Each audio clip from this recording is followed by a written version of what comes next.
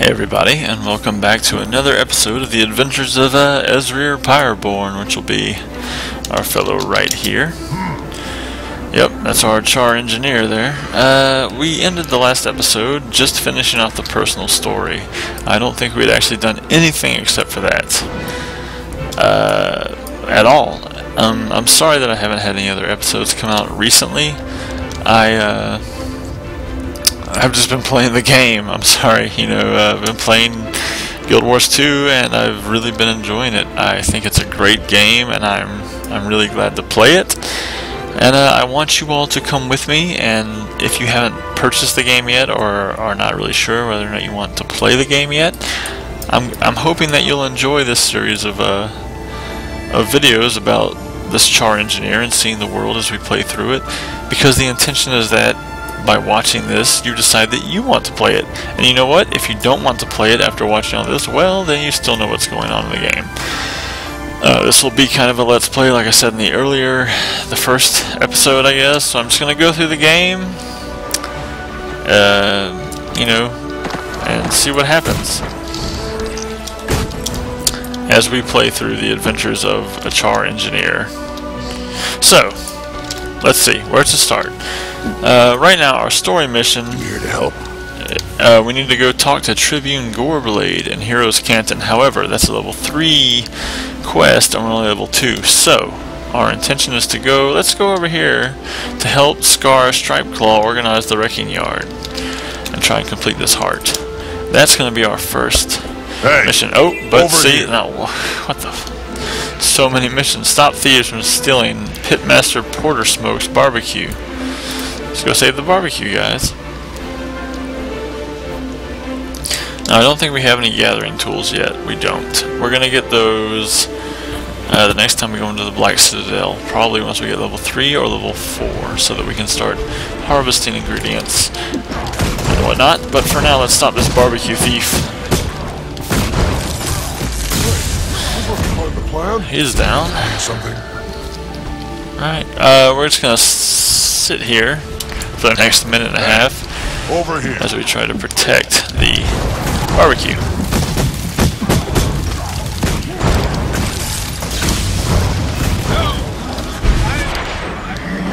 Now, of course, one thing that's being illustrated here is the way that Guild Wars 2 allows you to group with other players without actually having to quote-unquote group with them. You see, I've got a warrior, there's a necromancer running around here, I think this is another warrior. All of us are helping out each other to stop the thieves from stealing this barbecue, even though we're not grouped, we're not communicating, face to face. We can still help each other to accomplish this mission, even without needing to talk to one another. That's one of the strongest things about Guild Wars 2. I think it also can be kind of a weakness, just because, like, yeah, I'm helping these people, but I'm actually also not really talking to them. So I don't have to say, hey guys, let's do the barbecue thief mission. I can just sort of do it, which is cool because, it's what I want to do, but it also reduces our interaction with each other. We're just sort of guys working together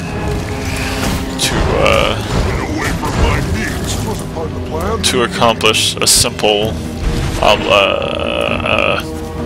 problem. We're not actually having to talk to each other. We know what the score is, we know what we need to do, and we're just going to do it. We don't really need to talk to each other about it. I've said talk to each other about it about 1,000 times now, and I'm really sorry about that. I have been drinking a little bit of whiskey before I started this while the maintenance was going on tonight, so I might sound a little bit strange while I'm talking. Please forgive me for that. I hope you don't take offense to it. Wow, that sounded really weird. Anyway, we're going to complete this heart now to clean up the help Scar Stripeclaw organize the wrecking yard. Yeah, that's what we're going to do. So we need to clear out rats, clean up gears and junk, chide the lazy workers, and keep the Flame Legion away from the yard. We can also pick up junk, and I think kill oozes. We can revive this guy's pet, which will give us experience, which is one of my favorite things about this game, is that by reviving people you get experience. I think that that's an awesome idea. I wish that they had done that in other games, because it just gives people the you know, you can just encourage them to actually help each other, even if they usually wouldn't. You can just say, well, you know, if you resurrect this guy, you'll get experience. And I think more people should do that. You know, it makes the game just that much more enjoyable. Anyway, we're fighting oozes. We're shooting them with lightning. I'm going to drop an elixir here to buff my friends. That would be our F1 ability, which is the unique. All the F1s for every class in Guild Wars are, of course, a unique ability. Unique to that class, I mean. So for engineers, you see I have only one, which is my healing skill, unlocked. What I mean by unlocked is that you see you have 4 skills on your F abilities, your F1, 2, 3, 4. And then you've got 6, 7, 8, and 9, which are 4 abilities that correspond to these F1 abilities. So the way it works is, since I have Elixir H here as my healing ability, which is the default starting healing ability, my F1 ability of Elixir H is to toss the elixir and give a random buff to my comrades. Whereas regular Elixir H is I drink it and it heals me and also gives me one of those random buffs. So any ability that the engineer gets is will, in any of these slots, every single one of his utility skills, which are what these 3 are called, and his healing skills, which are what the 6 is called, will correspond to an F ability, an F1 ability. I think they call it a tool belt ability. So yeah, that is the unique engineer ability. Now, while I was describing all that and explaining it to you, which I'm sure a lot of you already know because it's a pretty intrinsic part of the Guild Wars 2 gameplay experience, I guess, we completed the heart and we got some mail, so let's read that. Thanks for the help from Scar Stripeclaw. I just wanted to say thanks for the help with clearing the wrecking yard. Between battling the ghosts and the Flame Legion, it seems there's no time left for simple upkeep and maintenance. The wrecking yard has fallen into a sad state lately, but it is vital to supplying the Iron Legion with enough metal to feed into the smelter. Without those raw materials, they couldn't continue to produce the war machinery we need for victory. You should know that your efforts were greatly appreciated. And he also sent us 49 pieces of copper, which is pretty cool. That other mail was for our story mission saying that we needed to go to the barracks, but we're not going to do that just yet because we want to level up to at least level 3 before we hit that story quest.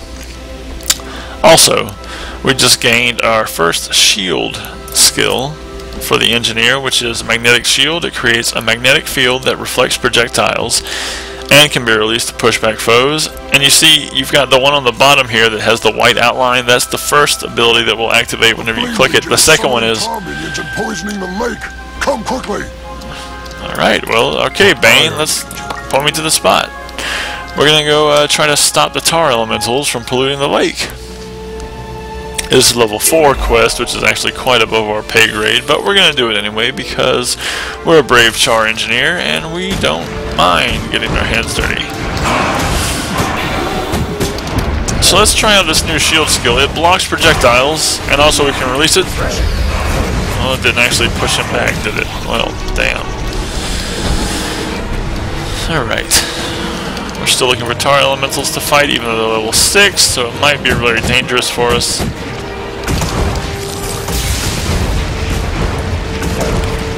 Let's throw down to buff our friends here. Looks like King Tiger Mufasa. He went down, but he rallied whenever he killed the bad guy. So we're gonna keep fighting. Tar elemental here. Poison it. Confuse it, and then shoot it. We're gonna try and push it back one more time. Oh, I broke it because I moved. Okay, well, we'll be careful next time not to move. Several abilities in Guild Wars 2 you can move and activate, but some you can't, and the shield is one of them. I suppose that makes sense.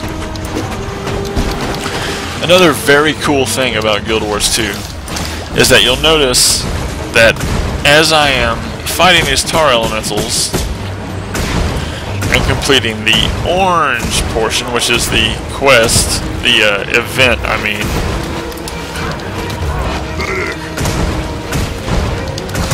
The event that I'm trying to finish right here with the tar elementals, I'm also completing the heart by protecting the fisher folk, clearing the lake, and whatnot. So it's actually most efficient to try and do events that are also targeted to hearts that you can do. Didn't look like it knocked him back yet again. We're going to drink some Elixir H to kind of keep our health up. But yeah, it's best to try and fill out. We're going to revive the ranger's pet if he stays near us. He didn't, but we'll try again. Nope, he switched. Okay. So yes, doing events while there are also hearts you need to do is actually really good, because that way you complete the event as well as the heart. Now, you get more experience from doing events, I would say, than doing hearts, but you still get... You see, we just leveled up. Exactly, that's perfect. And we got a gold contribution. And once again, as soon as we finish that, another event starts. So we need to fight this brood mother. Now, I really like the brood mothers in this game because they appear in anywhere you ever have a lot of drakes. It seems you also get a brood mother. Pushback doesn't seem to be working. Maybe I'm using it correctly, I'm not sure. But I like that. I like that there's some consistency. Like here, the Char have to fight a brood mother. In Queensdale, which is the human starting zone, the humans have to fight a brood mother. Now some people might argue, and we only got silver for that. I'm not sure why. That's kind of ridiculous. We were there from the beginning and we fought it. Well, anyway. We got some gloves. Can we equip those? Yes, we can. Alright, studded leather gloves. We also got a new shield. Which is about the same as our old shield, except our old shield has precision, so we'll stick with that. But what was I saying? Oh, I really like that the brood mothers appear in different areas, because it sort of gives a consistency to the world. You know, like drakes come from brood mothers. It doesn't matter if you're a human or a Char or a Norn or whatever. You're going to be fighting brood mothers if there are a lot of a lot of drakes around. So there are a lot of drakes in this lake, so we're going to be fighting. Alright, let's try this pushback. And pushback. Oh, it works. Okay, so I was just using it wrong earlier. Maybe they were immune to pushback. I don't know. Right, we've got him down, and we completed the heart. Look at all that experience. That's a lot of experience at level 3. From Strum... Base Clash or Bass Clash? I'm not sure. Probably Bass Clash because they fish here. Thank you for your timely and much needed help in clearing Lake Ferritas. Had we been unable to restore the lake to its previous condition, surrendering it to the tar and drakes, our fisher folk would have had to abandon the area. I am certain that the Flame Legion would have moved in and occupied this territory, strengthening their tenuous hold on the region.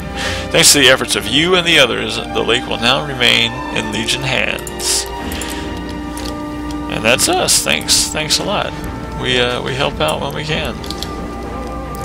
Now, even though I don't need to revive this engineer Fisher, I'm still going to, because I feel bad for him, because you know, he got knocked down. He's just trying to fish. These things happen. Okay, so we're going to now. Let's see. Where do we need to go? We need to get into the Black Citadel. So we're gonna run that way. Yeah. We're going to run that way. First, we're going to stop by the heart vendor and talk to Strum and see if he has anything to sell us. He has a gargoyle fossil, which gives us 3 power, which, you know what, we'll take that. And we'll also take the crude salvage kit, because we're going to need that later. So, we got a leather bag. I don't even know where we got that from. We're going to start salvaging stuff. We're going to salvage this, and the buckler, because we don't need that. Yep, we're gonna do that. We're gonna equip the gargoyle fossil, and we're gonna this for metal. I'm still not sure. And also, an interesting thing is that you can always deposit your collectibles into your bank. It automatically goes to your bank. You don't have to go to your bank to do it. You can just do it from anywhere in the world. It really helps a lot. Trouble. Really quickly, we're gonna sell this junk we have until we meet again. And we're going to head on. There's an event going over here, so I think we'll hit the event really quickly. We don't need to protect the weapon parts. We're going to fight the earth elementals instead. So yeah, let's do that.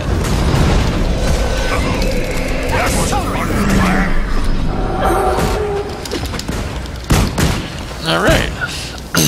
We're going to keep escorting Engineer Marinus. He's doing a maintenance patrol and he needs help. Looks like we might actually get involved in this other event without even trying to. Follow me. Oh, no, he's going this way. Okay. Let's keep following Marinus.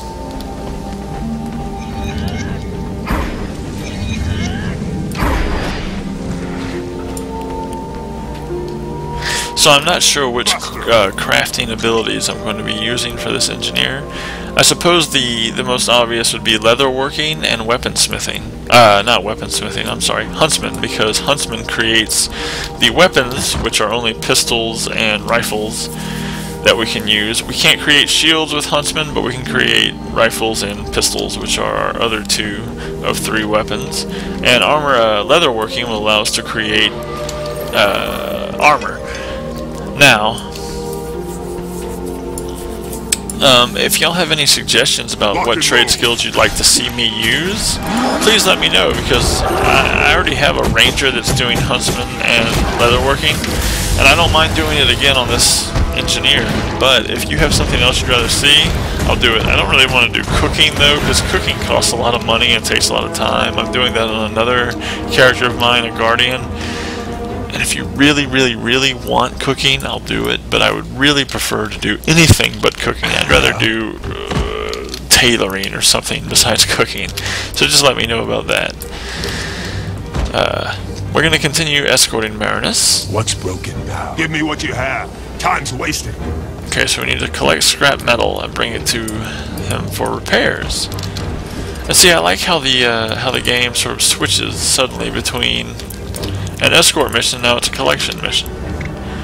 This weapon is pretty more down, we don't patch it now, you don't have to replace the whole thing, you got the scrap metal I found? Glad to help. Alright, let's collect the scrap metal quickly. The Legion calls. Yeah? Also, I'm sorry if I'm talking too much or not talking enough.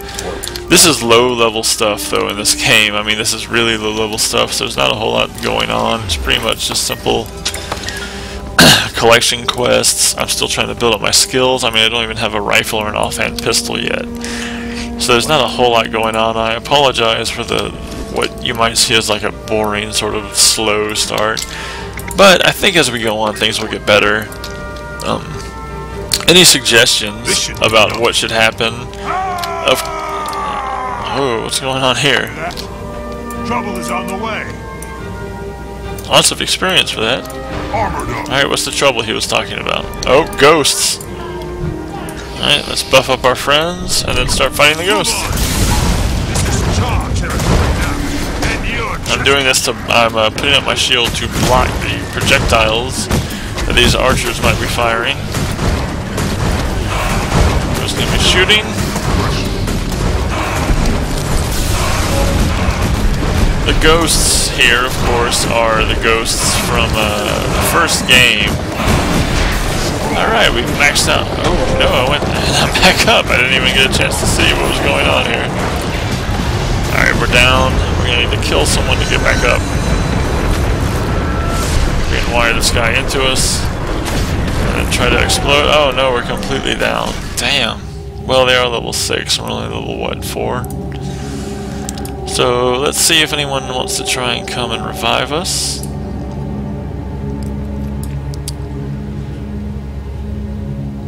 There's some humans here. And an Asura. It looks like he's going to revive us. Alright, that's awesome. We're going to say thank you. Because, you know, he didn't have to revive us. But also we're going to try and move out a little bit.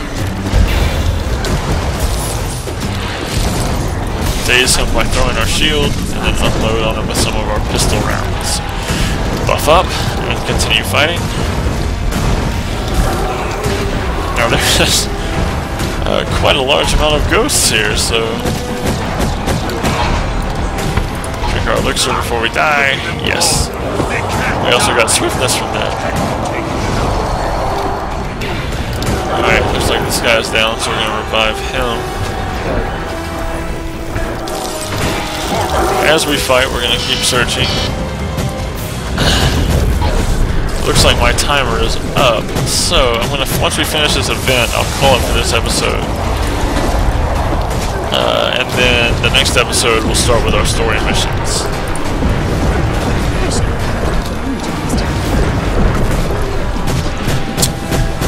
So yeah, we're just gonna be fighting.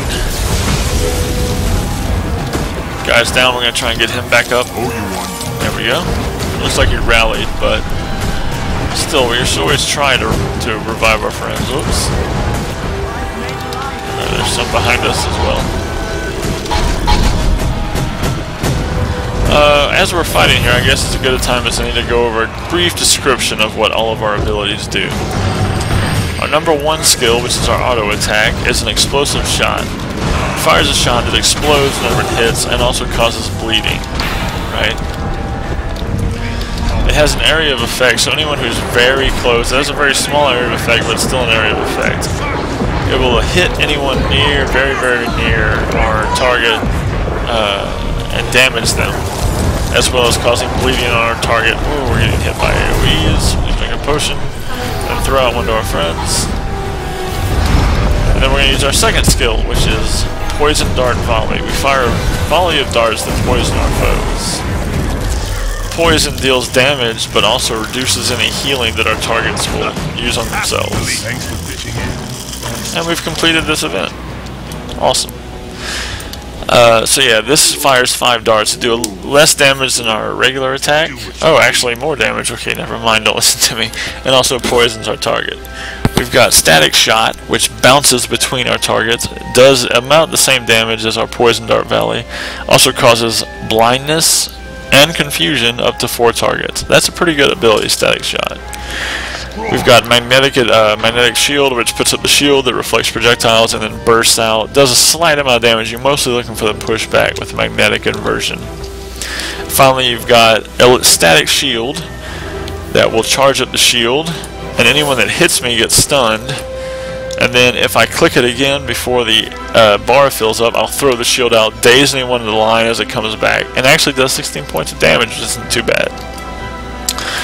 Okay, so that's time for this second episode. The next episode we're going to go talk to Tribune Goreblade and try to find out what our new orders are now that our war band has been wiped out. So I'll see you all next time. Thanks for watching.